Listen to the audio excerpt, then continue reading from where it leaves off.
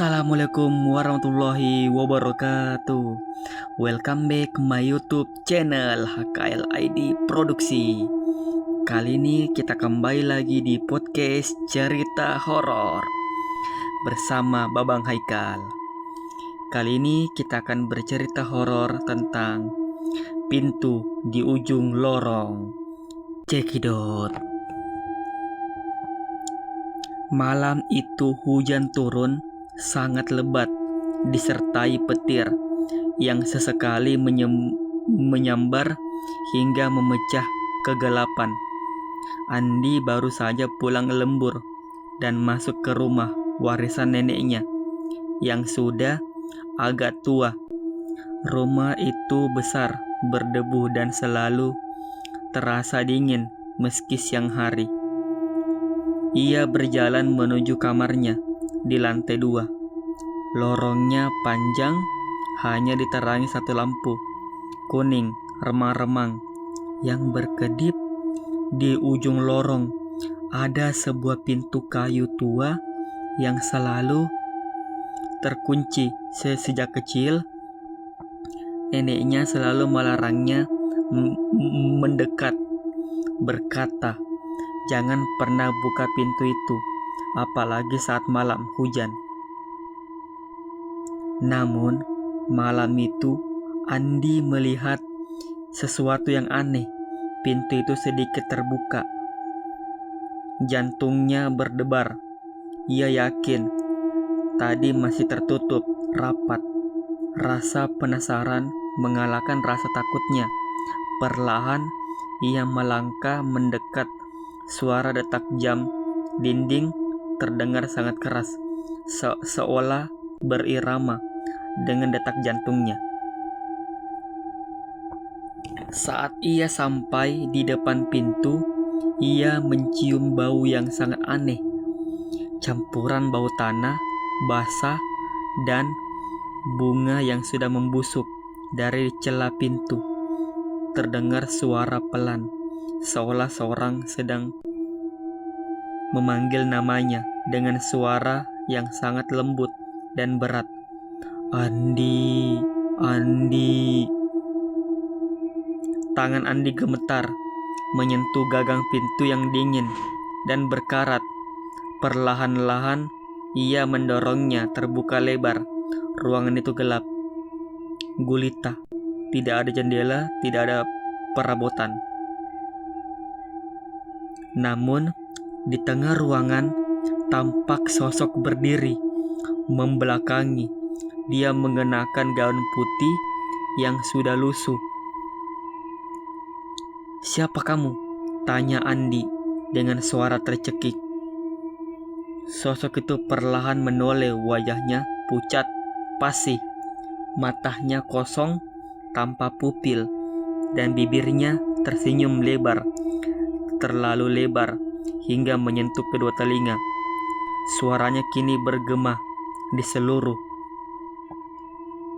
ruangan. "Kau akhirnya membuka pintunya. Sekarang kau tidak boleh pergi." Tiba-tiba lampu di lorong padam total. Andi merasakan tangan yang dingin menggenggam pergelangan tangannya dengan kuat, sedangkan suara hujan di luar perlahan-lahan berubah menjadi tawa yang nyaring dan memekakkan telinga. Sejak malam itu, pintu itu selalu tertutup rapat kembali. Namun jika kau lewat di depan rumah itu saat hujan turun lebat, kau masih bisa mendengar suara lembut memanggil, "Ayo masuk, pintunya sudah terbuka untukmu."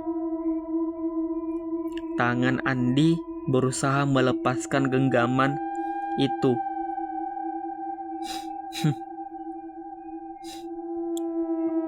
Tapi rasanya seperti dipegang oleh besi yang dingin dan tak tergoyahkan.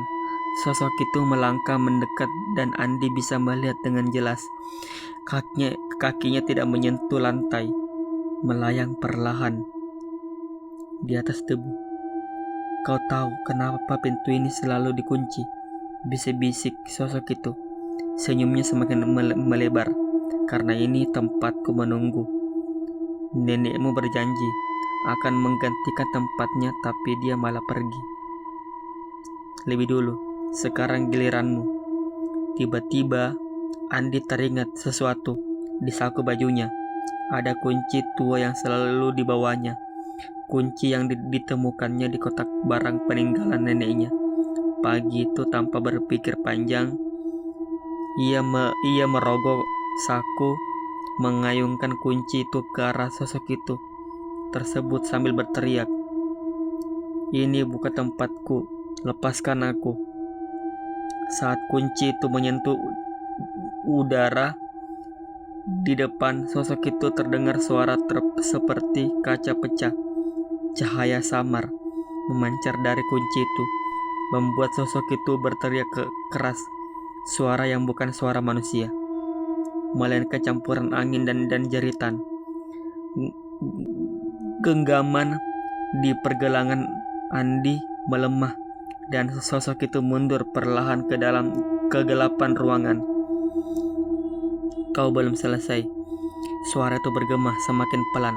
"Aku akan menunggumu sampai kau lupa lagi." Andi langsung melompat mundur, menutup pintu dengan keras dan menguncinya. Saat tenaga ia berlari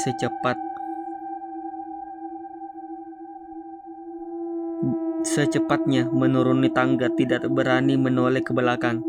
Semalaman ia duduk di ruang tamu dengan lampu menyala semua sampai pagi menjelang. Keesokan harinya, ia memanggil tukang kunci dan meminta agar pintu itu dikunci ganda, bahkan ditambahkan paku dan papan kayu agar tidak bisa dibuka lagi. Ia juga